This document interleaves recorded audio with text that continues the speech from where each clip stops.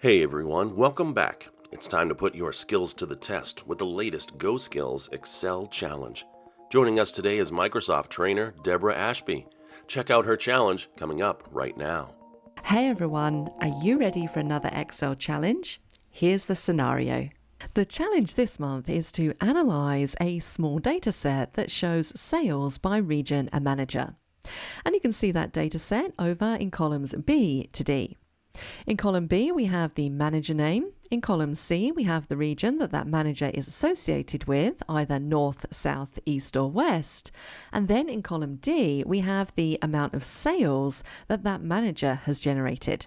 Now, what we want to do here is we want to return a list of managers by region that have more than $1,600 in sales. And once we've returned that list, we want to also visualize this data in a column chart. So the first thing you're going to need to do is you are going to need to create a drop-down list in cell H5. Notice here that the values are unique. We only want to list out each of the regions once in this list.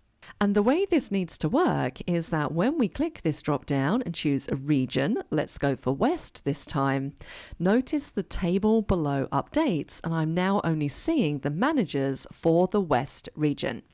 And it's pulling this data out of this table. Also note that I'm only seeing the records that are greater than or equal to 1,600.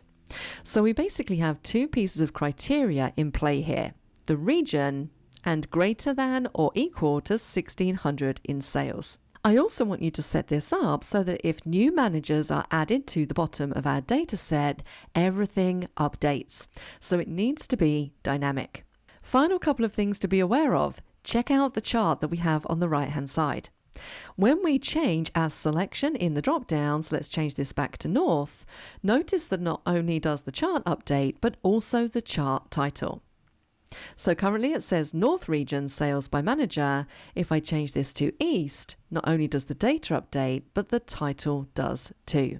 So think about how you might get that to work. With regards to how you format the chart, I don't really mind, but I would encourage you to have a go and try and make it look as similar to mine as you can. I have my own solution to this challenge that I happen to like very much. So download the exercise file and let me know if you have the answer before we release the solution video. Also, don't forget to hit the subscribe button below to get notified. Do you have what it takes to complete this challenge? To get started, click the link below to download all the files you need. Let us know how you're doing in the comments section.